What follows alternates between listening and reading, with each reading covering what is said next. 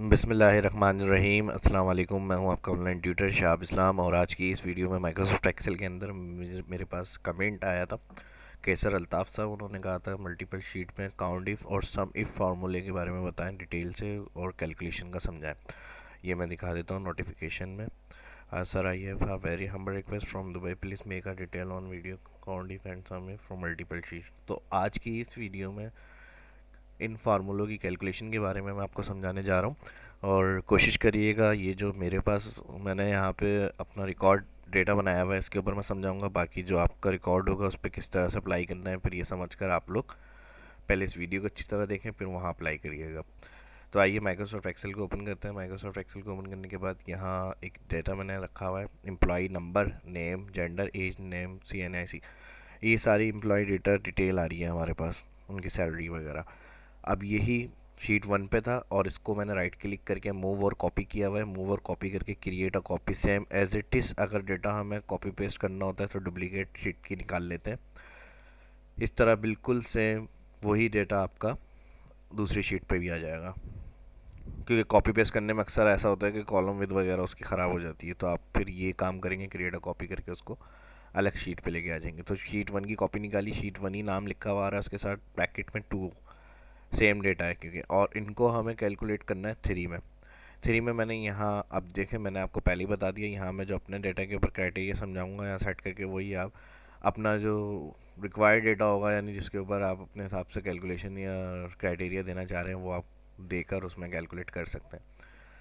तो यहाँ हमने करना क्या है, यहाँ मैंने कहा अब इसके अंदर हमारे पास नेम, इस शीट 1 पे भी नाम आ रहे हैं और शीट 2 पे भी वो नाम आ रहे हैं। अब मैं चाह रहा हूँ कि जो अहमद आ रहे हैं उनका जो डिपार्टमेंट है मार्केटिंग, तो मुझे अहमद मार्केटिंग के अंदर देखने टोटल कितने आ रहे हैं हमारे पास।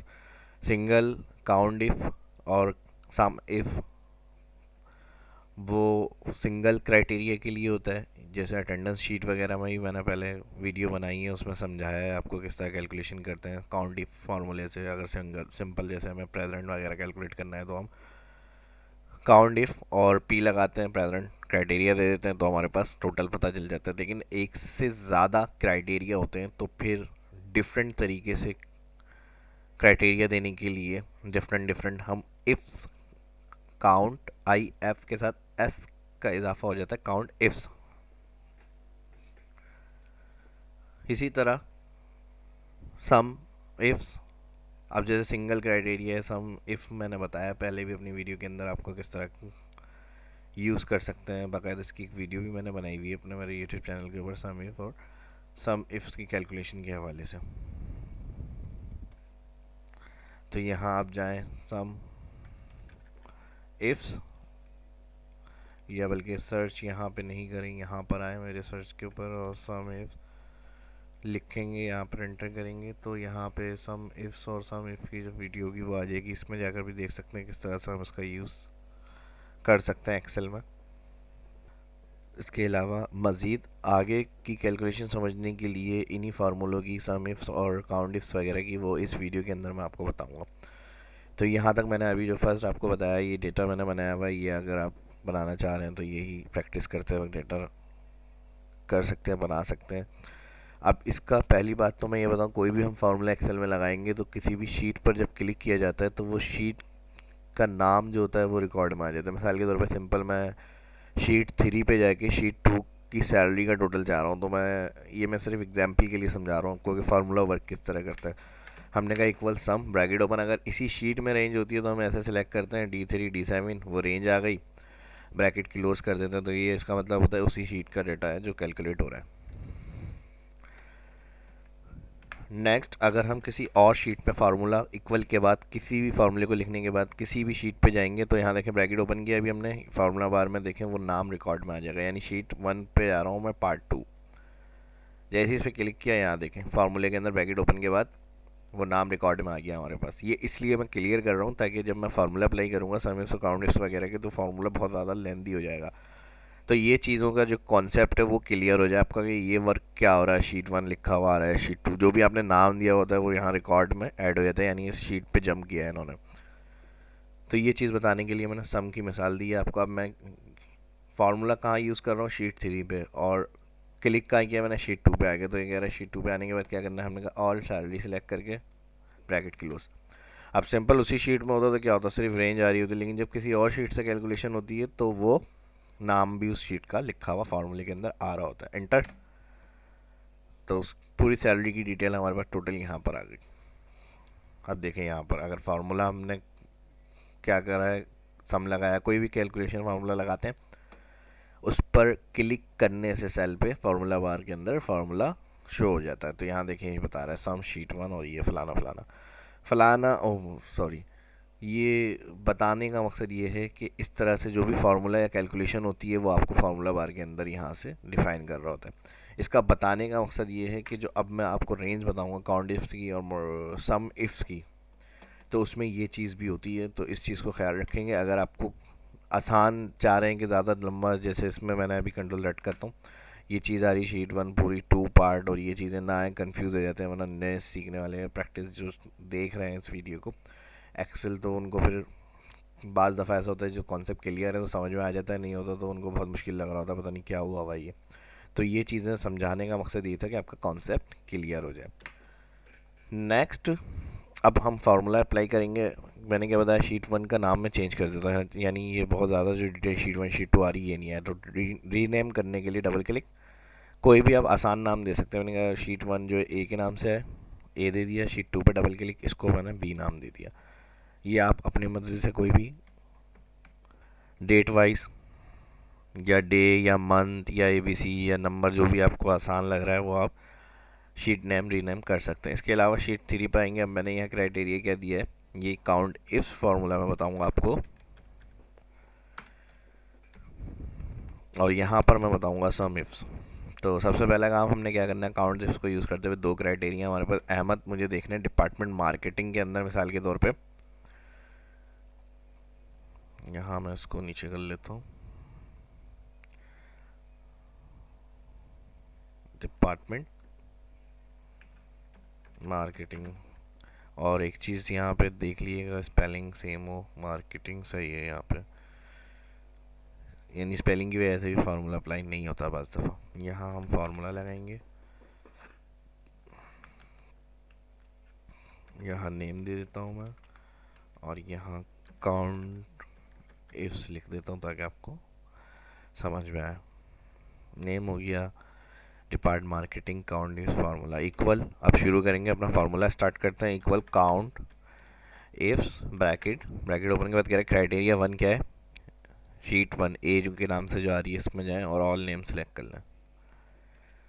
कॉमा, जैसे ही कॉमा लगाएंगे देखें ए लिखा हुआ आ गया, मैंने बताया था कोई भी जो नाम आपने दिया हुआ होगा वो लिखा हुआ आ रहा है। रेंज आ गई उसकी B6 से लेके B21, क्योंकि नेम के अंदर से मुझे नाम को देखना था, और मार्केटिंग कितने, मार्केटिंग के अंदर अहमद के नाम के एम्प्लॉयज़ हैं हमारे पास। तो हमने क्या करा, सबसे पहले रेंज बताई, फिर कॉमा 1, दोबारा शीट पर आएंगे अपनी 3, और यहाँ पर क्या किया हमने, नेम सेलेक्ट कर लिया, कॉमा, कॉमा के बाद अगेन शीट 1 पे जाएंगे जो ए के नाम से आ रही है हमारे पास, उसके बाद मार्केटिंग का कॉलम जो आ रहा है ये सिलेक्ट करेंगे, कॉमा लगाएंगे, कॉमा लाजमी लगा दिएगा, वरना यहाँ पर जब आप सिलेक्शन बनाएंगे कॉमा नहीं लगाएंगे, शीट 3 पे डायरेक्ट क्लिक करेंगे तो ये रेंज क्लियर हो जाएगी। तो कॉमा इसलिए जिस तरह मैं स्टेप से बता रहा हूँ वो काम उसी तरह करना है आपको। कॉमा के बाद फिर आप शीट 3 पे आए अपनी वापस, और इस दफ़ा हमने क्या करना है, मार्केटिंग देखना है डिपार्टमेंट के अंदर से। तो ब्रैकेट क्लोज करेंगे, एंटर। तो ये कह रहे हैं अहमद मार्केटिंग के अंदर टोटल 2 एम्प्लॉयज़ हैं हमारे पास। ये तो मैंने आपको समझाने के लिए छोटे से डेटा के ऊपर, ताकि आपका कॉन्सेप्ट क्लियर हो जाए, मैं बता रहा हूँ। जब आप बहुत ज़्यादा बड़े लार्ज डेटा पे काम करेंगे एक्सेल में, फार्मूले लगाने का मकसद यही होता है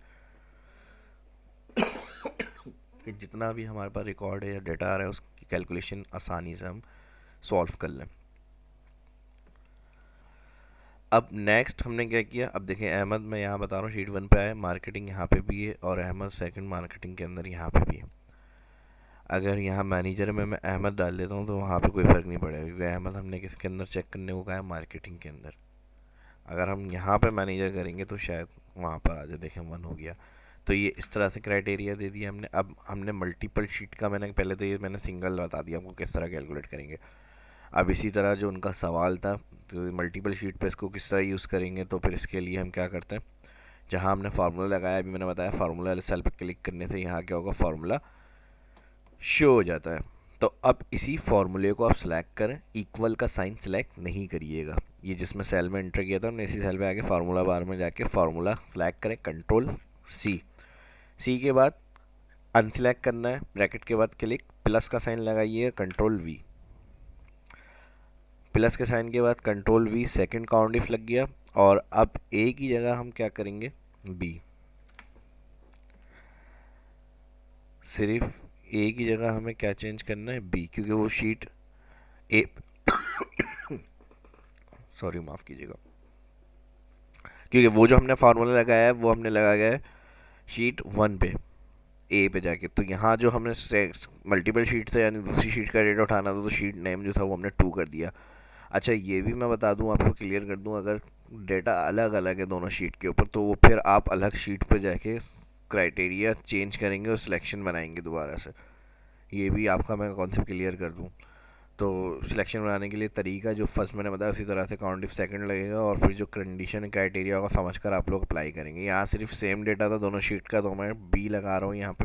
जो बी शीट सेकंड को हमने नाम दिया था बी, और बाकी सारी चीज़ें वही सेम आ रही हैं, बस यहाँ पे बी कर दिया, ब्रैकेट क्लोज हुआ है, सिंपल एंटर होगा, देखें ऐड हो गया यहाँ पे। 2 फर्स्ट शीट का था, सेकंड बी वाली शीट पे जाते हैं, अहमद मार्केटिंग 1, अहमद मार्केटिंग 2। इसी तरह अगर मैं मार्केटिंग अहमद एक और यहाँ ऐड करता हूँ, तो टोटल वहाँ आंसर हमारा 5 हो जाएगा। ये देखें, तो इस तरह हमारा क्या कर रहा है, ये काउंट इफ का फॉर्मूला वर्क कर रहा है। इसको समझ के अच्छी तरह से प्रैक्टिस करके देखिएगा। काउंट इफ जिस तरह मैंने समझाने की कोशिश की है, प्रैक्टिस करेंगे तो इंशाल्लाह मैं उम्मीद करता हूँ आपको अच्छी तरह से समझ में आ जाएगा। और अगर इसके हट कर भी आपको कहीं और यूज़ करना होगा काउंट इफ अपने डेटा में या क्राइटेरिया में, तो आप वहाँ पे भी आसानी से इसकी कैलकुलेशन कर सकते हैं। नेक्स्ट अब हमें क्या करना है, सैलरी अहमद की देखनी है टोटल। तो जितने भी अहमद आ रहे हैं उनकी टोटल सैलरी देखनी है। तो ये हम काम क्या करेंगे, SUMIF bracket, SUMIFS bracket, bracket open के बाद सम रेंज, वही शीट 1 पे जाएंगे, इसमें सबसे पहले सैलरी होती है, कॉमा, उसके बाद यहीं पे अगर आप देखें शीट 1 पे आ जाते हैं, ब्रैकेट ओपन के बाद तो सम रेंज के बाद कॉमा लगाया, तो कह रहा क्राइटेरिया रेंज क्या है। फिर हमने क्या किया, नाम को चेक करना है, तो हमने ऑल नेम सेलेक्ट कर लिए, कॉमा, उसके बाद कह रहा है क्राइटेरिया 1 क्या है, तो क्राइटेरिया 1 क्या है, हमें अहमद की सैलरी देखनी है,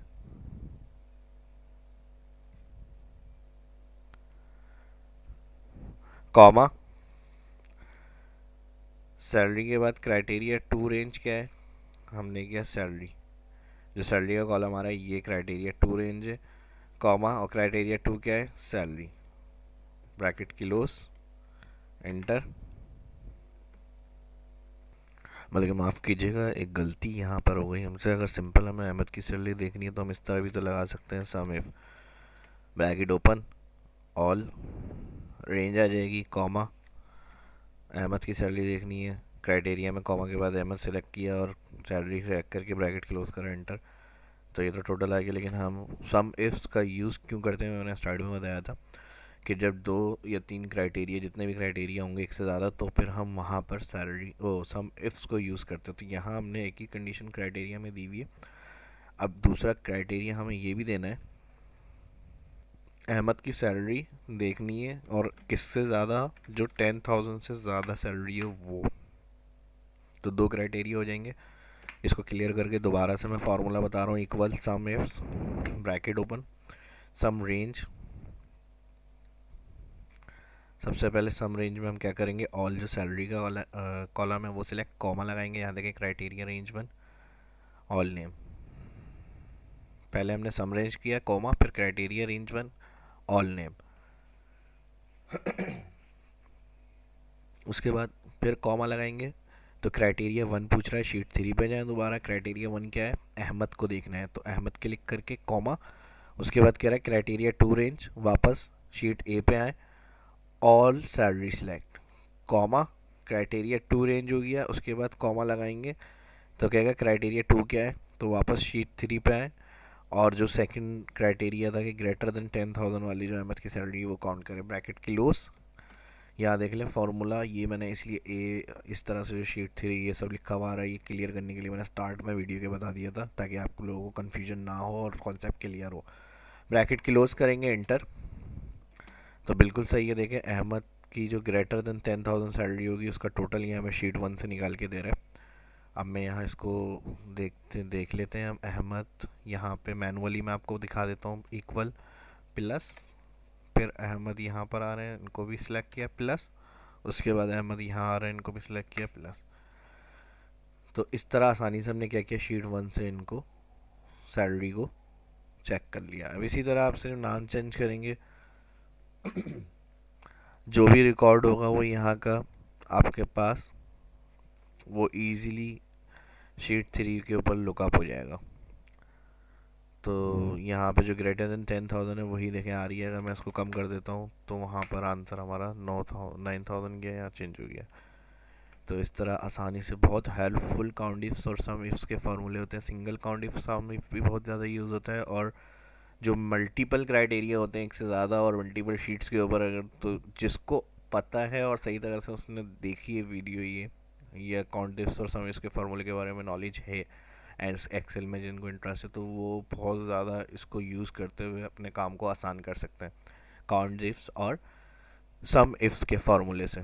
तो ये थोड़ी वैसे तो चल रही हमारी बेसिक की सीरीज़ है एक्सेल की, लेकिन ये कैसर अल्ताफ़ साहब का जो कमेंट आया था उसके बाद मैंने सोचा था कि थोड़ा सा एडवांस लेवल की तरफ भी फार्मूला समझाने की कोशिश करता हूँ। लेकिन उम्मीद करता हूँ कि जिस तरह मैंने बताया है इंशाल्लाह आपके लिए बहुत ज़्यादा हेल्पफुल रहेगा। और अगर सीरियस और अच्छे तरीके से इसको देखेंगे वीडियो को समझ कर को, मैं उम्मीद करता हूँ कुछ कोशिश मेरी यही होती है अच्छी तरह से मैं डिफ़ाइन करूँ हर चीज़ को, तो आपकी समझ में आ गया होगा इंशाल्लाह। प्रैक्टिस करके देखें, फिर भी अगर कोई सवाल हो इनके हवाले से तो फिर आप कमेंट करके पूछ सकते हैं।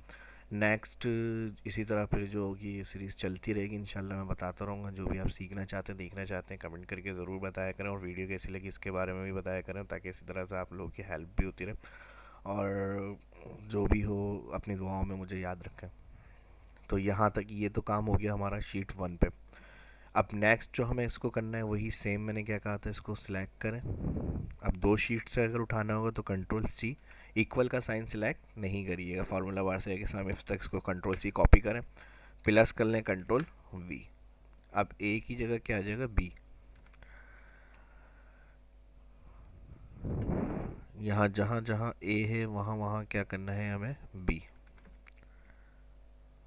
तकरीबन हो गया यहाँ पे B1 H1 सही है। एंटर करके देखते हैं तो यहाँ पर हमारे पास इजीली जो होगा वो आंसर आ जाएगा। तो ये इस तरह मल्टीपल शीट के अंदर हमें यूज़ करना है, तो वो कंट्रोल Z करते हैं। कंट्रोल Z करने के बाद कंट्रोल Y। ये इसलिए सेम नहीं आ रहा क्योंकि मैंने यहाँ पर शीट 1 पे अहमद का नाम ऐड किया था, यहाँ पर शीट बी पे अहमद सही है 15। तो जो भी होगा इस तरह से कैलकुलेशन आप करके देखिएगा इंशाल्लाह। आपके लिए मैं उम्मीद करता हूँ काफ़ी हेल्पफुल रहेगी ये क्लास। और सिर्फ हम जब फार्मूला लगा लेते हैं तो उसके अंदर सिर्फ चेंजेस करते हैं, तो वहाँ से हमारा आंसर या कैलकुलेशन जो होती है वो भी चेंज हो जाती है। तो ये वीडियो कैसी लगी कमेंट करके ज़रूर बताइएगा। अपनी दुआओं में याद रखिएगा। ये मेरा चैनल है यूट्यूब, जो फर्स्ट इस वीडियो को देख रहे हैं अगर अच्छी लगी है तो चैनल को मैं कहूँगा सब्सक्राइब कर लें, ताकि जो भी नई वीडियो आने वाली होंगी उनकी हेल्प उनके अकाउंट में उनको मिलती रहे और उससे काफ़ी हेल्प उनको मिलेगी इंशाल्लाह। तो मिलते हैं नेक्स्ट वीडियो में। अपना बहुत ख्याल रखिएगा। शाह इस्लाम को इजाज़त दीजिए। अल्लाह हाफिज़।